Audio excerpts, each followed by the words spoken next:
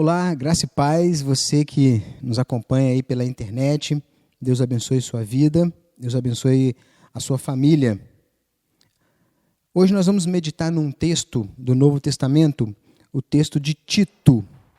Tito, capítulo 3, e vamos ler dos versos 1 a 7. Se você quer entender um pouco do contexto de Tito, no nosso canal aí nós temos as mensagens do capítulo 1 e do capítulo 2, você pode acessar sempre que quiser. Hoje vamos meditar no capítulo 3, dos versos de 1 até o 7. Na minha versão, o título está A Obediência às Autoridades. A salvação pela graça leva às boas obras. Lembra-lhes que se sujeitem aos que governam, as autoridades, sejam obedientes, estejam prontos para toda boa obra. Não difame a ninguém, nem sejam altercadores, mas cortados, dando prova de toda cortesia para com os homens, pois nós também, outrora, éramos nércios, desobedientes, desgarrados, escravos de toda sorte de paixões e prazeres, vivendo em malícia e inveja, odiosos e odiando-nos uns aos outros. Quando, porém, se manifestou a benignidade de Deus, nosso Salvador, e o seu amor para com todos, não por obras de justiça praticadas por nós, mas segundo sua misericórdia, ele nos salvou mediante o lavar regenerador e renovador do Espírito Santo, que ele derramou sobre nós ricamente por meio de Jesus Cristo, nosso Salvador, a fim de que, justificados por graça, nos tornemos seus herdeiros, segundo a esperança da vida eterna. Vamos orar mais uma vez? Senhor nosso Deus, graças te damos porque o Senhor tem nos abençoado, tem nos dado a oportunidade de abrirmos a Tua palavra. E que agora vamos meditar nela, que o Teu Santo Espírito ilumine as nossas mentes para que possamos entendê-la. Abençoe também todos aqueles que nos acompanham pela internet e que eles possam também entender a Tua palavra e não só entendê-la, mas também praticá-la em nome de Jesus. Amém. Logo nos versos 1 e 2, aqui se estabelecem os deveres públicos dos cristãos. E este era um conselho de particular importância para as pessoas de Creta, né? Os cretenses eram famosos por por serem turbulentos, por serem brigões, por serem impacientes com toda a autoridade. Um historiador grego chamado Políbio, ele disse a respeito deles que, vou ler, estavam constantemente envoltos em insurreições, matanças e guerras destruidoras. Então, esta passagem estabelece, né, seis qualidades do bom cidadão e também do cristão. O bom cidadão, a primeira qualidade é que o bom cidadão está sujeito à lei. Olha no verso 1. Lembra-lhes, Paulo falando para Tito, né, para lembrar os seus leitores, lembra-lhes que se sujeitem aos que governam. Reconhecer que uma sociedade ela não se prevalece sem leis. Sem lei não há comunhão, não há entendimento.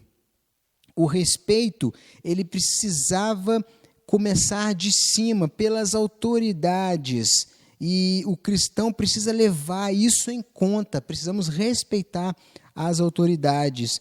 O cristianismo não insiste em que a pessoa deixe de ser um indivíduo e passe a viver de acordo com tudo o que eles dizem. Não é nada disso. Ao mesmo tempo que a Bíblia manda a gente ser obediente às autoridades, também manda a gente não fazer coisas erradas. Então, se alguém está mandando você fazer uma coisa errada, não é bem isso. A ideia aqui é que o indivíduo precisa, o cristão, ele precisa respeitar as autoridades porque elas foram constituídas por Deus. E isso significa que o homem ele expressa o melhor da sua personalidade, porque o ser humano não pode viver sem o outro indivíduo. Quando há desrespeito, muito desrespeito, o ser humano se afasta e o ser humano não consegue viver sem o outro. O marco do ser humano é viver em sociedade. O ser humano ele encontra o melhor de si na companhia e no serviço aos outros. Por isso, o bom cristão, o bom cidadão, ele precisa obedecer às leis. Uma outra qualidade do cidadão é que o bom cidadão ele é ativo no serviço. Além de se sujeitarem aos que governam, às autoridades, diz o verso 1, sejam obedientes, estejam prontos para toda boa obra. Estar preparado para toda boa obra, sempre que essa boa obra seja correta. Nós precisamos limitar essas questões, mas o bom cidadão precisa estar disposto, o tempo todo disposto para fazer a obra. Infelizmente, a enfermidade moderna que estamos vivendo aí neste século, infelizmente, faz com que a gente não queira trabalhar, né? Faz com que a gente não queira estar junto com as outras pessoas. Nós vivemos o tempo todo com medo de nos relacionarmos, porque estamos com medo dessa enfermidade, mas existem pessoas que estão precisando da nossa ajuda, estão precisando que trabalhemos, e como eu já disse anteriormente, precisamos estar juntos, né, tomando as precauções que são necessárias, mas a gente não pode totalmente se distanciar, porque isso acaba virando um egoísmo. E a gente precisa tomar bastante cuidado com esta questão. A gente precisa sempre lembrar que o interesse da vida está no serviço, no ajudar os outros. Essa é a ideia. E o bom cidadão precisa estar sempre disposto para a obra. Uma terceira qualidade, o bom cidadão não difama. E aí a gente já entrou no verso 2. Logo no início do verso 2, não difamem a ninguém. Não deve caluniar a ninguém, né? Ninguém não deve falar mal das pessoas. Infelizmente, temos pessoas que se gloriam em falar mal, em caluniar, em desrespeitar as outras pessoas, em buscar sempre uma situação para falar mal de alguém. O bom cidadão não faz isso. O bom cidadão cuida das suas palavras. O que sai da sua boca é pensado, sempre faz uma reflexão antes de falar. O bom cidadão é aquele que não cria polêmicas o tempo todo, ou não cria polêmica propositalmente, né? E o bom cidadão não é aquele que fica discutindo o tempo todo por várias questões. Enfim, esse é o bom cidadão, aquele que não difama. Uma outra qualidade registrada aqui nesse capítulo, o bom cidadão ele não é agressivo. Além de iniciar o verso 2, o bom cidadão ele não difama ninguém, ele também não deve ser brigão. Tem uma versão que fala brigão. Exatamente isso. A palavra grega significa isso, brigão. Isso não significa que o bom cidadão não defenderá os seus princípios. Não é isso. Cuidado com os limites, né? Mas sim, nunca será tão obstinado como para não crer que possa existir outras opiniões, né? O bom cidadão, ele não é brigão, ele permite que os outros tenham o mesmo direito de expor as suas convicções e de debaterem de forma saudável. O bom cidadão, ele é amável, diz aí no verso 2, dando prova de toda cortesia para com todos os homens. Equilibrado, né? O bom cidadão, ele é equilibrado. Essa palavra descreve a pessoa que não se atém somente à lei. Aristóteles disse que esta palavra denota a consideração indulgente para com as fraquezas humanas, ou seja, a habilidade de considerar não só o que diz a lei, mas também a mente e a intenção das pessoas, né? A pessoa equilibrada, a pessoa que é cortês, ela está sempre preparada a moderar a justiça com a misericórdia e a evitar que a injustiça, que muitas vezes descansa no fato de ser estritamente justo. O bom cidadão, ele é manso. Ele é manso. A palavra descreve aquela pessoa com um temperamento sob controle, né?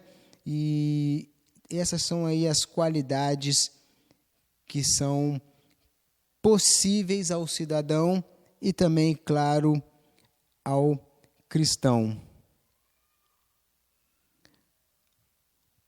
Mas para o cristão, essas coisas só conseguem acontecer em sua vida quando Cristo reina supremo.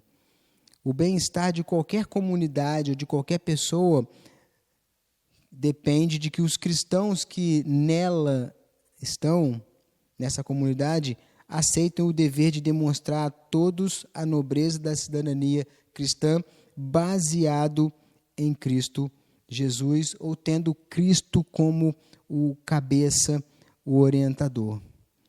E aí nós entramos nos versos 3 até o 7.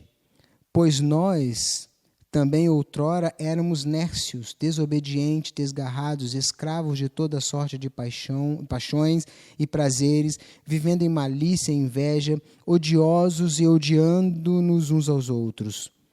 Quando, porém, se manifestou a benignidade de Deus, nosso Salvador, e a seu amor para com todos, não por obras de justiça praticada por nós, mas segundo a misericórdia, ele nos salvou mediante o lavar regenerador e renovador do Espírito Santo, que ele derramou sobre nós ricamente por meio de Jesus Cristo, nosso Salvador, a fim de que,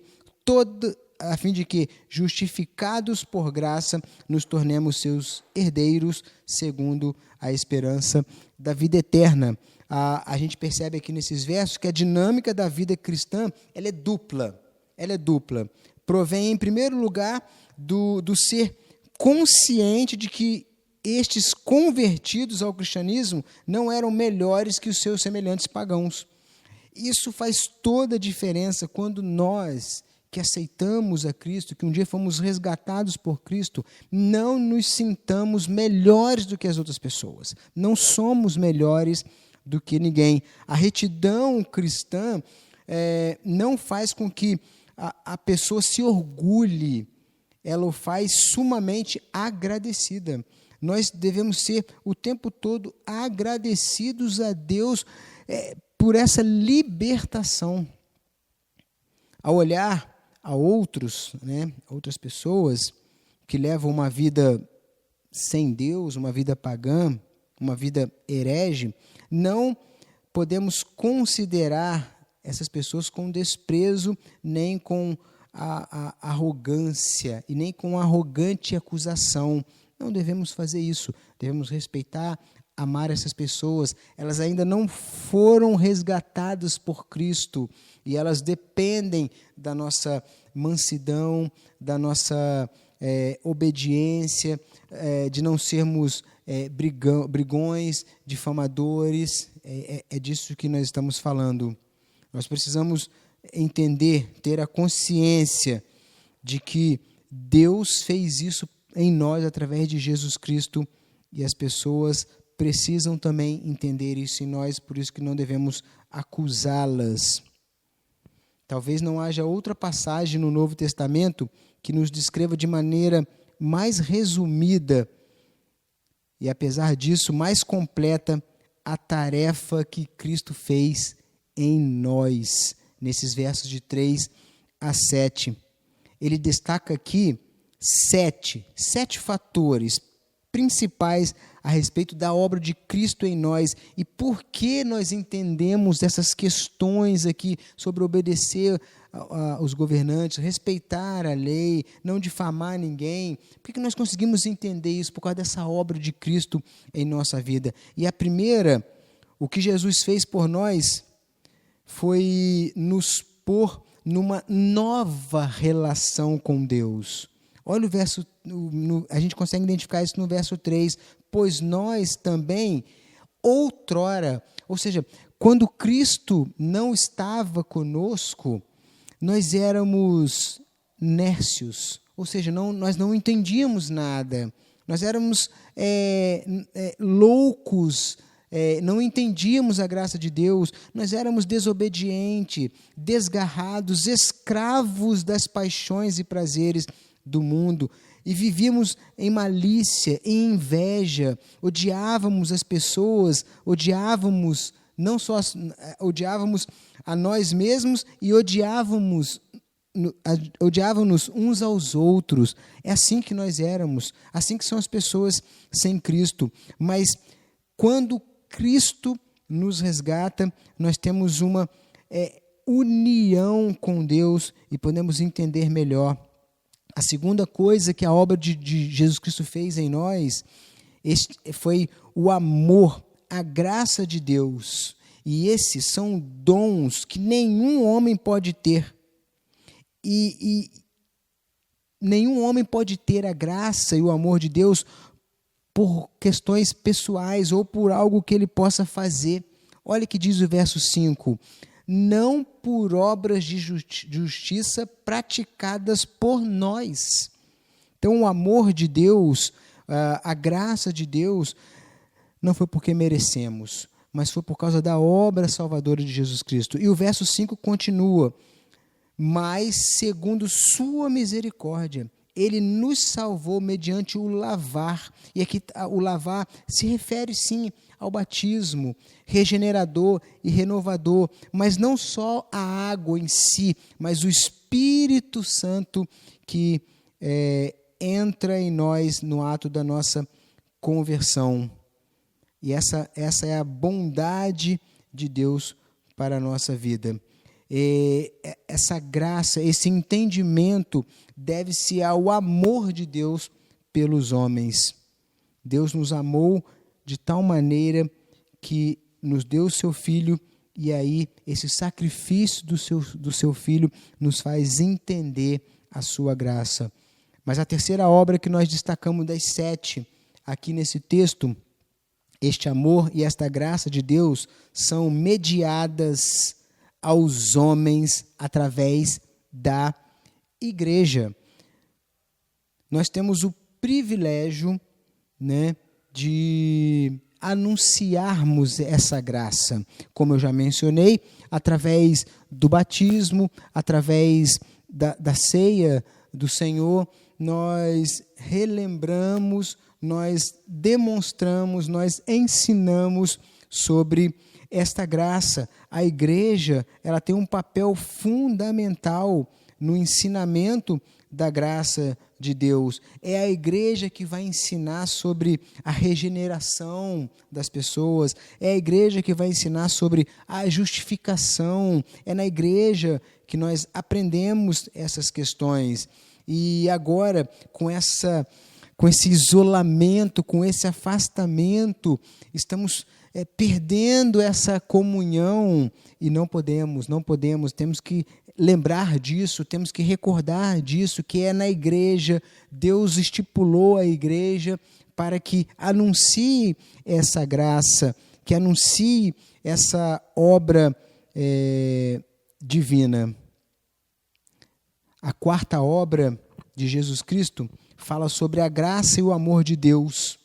E, como já mencionamos, são mediados pela igreja, mas o poder essencial de tudo isso está no Espírito Santo, como nós lemos aí no verso 5, e renovado lá no finalzinho pelo Espírito Santo. Então a gente precisa entender que não é o nosso conhecimento, não é a nossa sabedoria que demonstra o que ensina essa graça, mas sim Jesus Cristo habitando em nós, nos fazendo uma nova vida, e por isso conseguimos entender essa obra de Jesus Cristo. A quinta obra relatada nesse texto de Jesus Cristo é o efeito de tudo isso é tríplice. Traz perdão para os pecadores, né? Perdão de todos os pecados passados. A misericórdia de Deus é grande. A gente consegue destacar isso no verso 6, né? Que Ele derramou sobre nós ricamente por meio de Jesus Cristo, nosso Salvador, a fim de, justificados por graça, nos tornemos herdeiros segundo a esperança da vida eterna.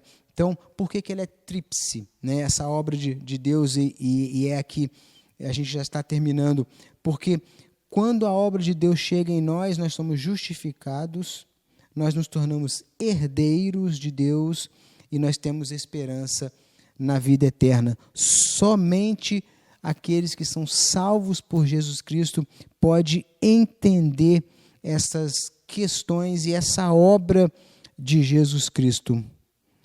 Uma vez, um homem que estava se queixando, né, tristemente, a Santo Agostinho. Ele chegou para Agostinho e ele se queixava o tempo todo com ele, por causa dos seus pecados. Então Agostinho lhe disse: homem, deixa de olhar seus pecados e olhe para Deus. Quando você olha para Deus, você vê os seus pecados com uma outra perspectiva. Nós precisamos parar de olhar para nós mesmos e olhar para Deus. Colocarmos diante de Deus as nossas aflições, os nossos pecados, porque só assim conseguiremos entender o que está no verso 7, que somos justificados, que somos herdeiros e que temos a esperança na vida eterna. Mas ainda tem aí a sexta obra, né? A quinta obra ela é tríplice, mas tem a sexta obra aí de Jesus. O efeito de tudo isso também é na vida presente. Além de nós entendermos que somos justificados, além de entendermos que temos uma esperança na vida eterna, nós podemos viver a graça de Cristo agora, nesse presente. Nós podemos sentir a graça justificadora de Deus, nós podemos sentir que a graça de Deus nos torna filhos de Deus. E nós podemos entender que essa graça de Deus nos faz se envolver mais com a obra de Jesus Cristo. Infelizmente, o cristianismo contemporâneo tem se afastado de Deus, e isso é um perigo. O cristianismo atual, moderno, tem se afastado da teologia, e isso é um perigo. Tem se afastado das doutrinas, e isso é um perigo.